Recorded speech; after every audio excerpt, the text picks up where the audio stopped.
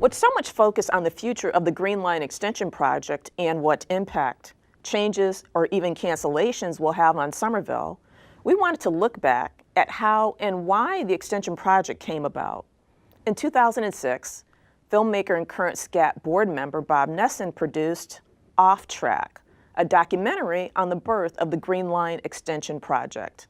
Here's an excerpt.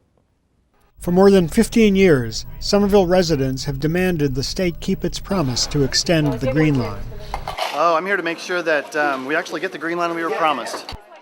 Cleaner air and better transportation have been the goals. The state agreed in 1991 that extending the Green Line would cut traffic and reduce harmful emissions. Somerville residents are still waiting. By the 1980s, the state began the $15.1 billion project to bury Boston's elevated central artery.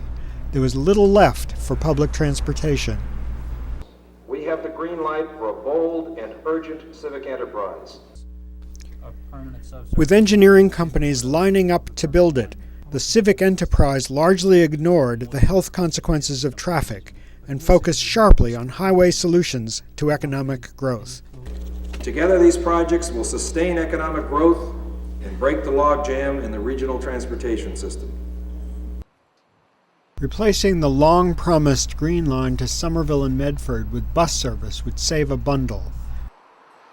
To test the reaction of citizens, the state held a series of public meetings. More than 500 Somerville residents attended this one at the State House. This meeting is being held to inform interested parties and take public comments to make decisions on the 3 remaining Central Artery Tunnel Project transit commitments. Communities were pitted against each other for funding. Those with the strongest voice would help determine which project would move forward. We have been trying to refine the information about all 3 projects. As many of you know, we've been doing an alternatives analysis in Somerville relative to the Green Line extension, trying to get better information about the benefits associated with it, the costs, the environmental impacts. We'll be using that new data to update our information. And we will be measuring things like time savings, transfer reductions, and we'll come up at the end with a measurement called user benefit, and they record it in an hourly basis, and then we'll know how many user benefit hours a project brings to the user, and we'll use that as one of the criteria. The MBTA guarantees that if your service is delayed more than 30 minutes, your ride is free. What do the people of Somerville get for waiting more than 7 million minutes for service? Things like efficiency, transfer, mobility, they're convenient, but they're not the key issue. What we need are the 3 major projects that actually make a difference in the quality of our air. Somerville is, I repeat, is the most densely populated city in New England, a city of almost 80,000 people and 4.1 square miles that is closer to downtown Boston than most neighborhoods in Boston. Has 4 rail lines cutting through the city, carrying 8 different commuter or subway lines, but we have just one stop, the Davis Square T stop, the Red Line. How do you stop this process right now? Whose decision is it not to do this?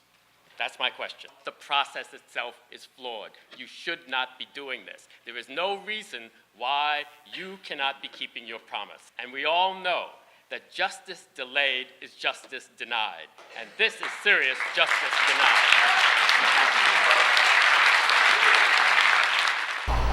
From 1996 through 2000, Somerville had 145 excess lung cancer and heart attack deaths, yet residents smoke less than average. You broke the law trying to build the Big Dig. You got caught. And then, when your feet were held to the fire, you were required to live up to specific commitments. And today, 15 years later, you're telling us that you're just about thinking about making substitutions. Shame on you. The battle over the Green Line continued outside the hearings. In early January 2005, the Conservation Law Foundation threatened legal action. Today, Boston area drivers benefit from easier commutes thanks to the most expensive tunnel system in history. But that's not enough. Hundreds of thousands of Boston area residents and workers, many of whom can't afford the expense of traveling by car, are still waiting for the Commonwealth to make good on its transit commitments. Today, the Conservation Law Foundation served a notice of intent to sue the Commonwealth for its non-fulfillment of many of the transit commitments that were first made in 1990 and that were reaffirmed just 5 years ago. More hearings followed the legal action, and citizens pressed their point. Interesting. I don't think we should be having a conversation about whether the Green Line should be coming to Somerville, but perhaps we should be having a discussion of when it should be coming. I'd like to know if any of you took public transportation to come to this meeting, and if not, why not? The effort intensified with a letter-writing campaign targeted directly to state officials. Finally, on May 18, the struggle for the Green Line took a sudden turn. We are committing to not only build the Green Line that was originally called for in 1990 that would have stopped at Medford Hillside, but we would like to build it, assuming that all the permitting can be obtained and the cities are comfortable with it, to West Medford and also to Union Square. So 2 branches. It seemed like a good time to celebrate, but since then, progress in financing on the Green Line has lagged far behind planning goals. We will continue to cover the project review and its impact on the Somerville community. The current review group is scheduled to deliver its report to the MBTA and Department of Transportation boards in mid-May.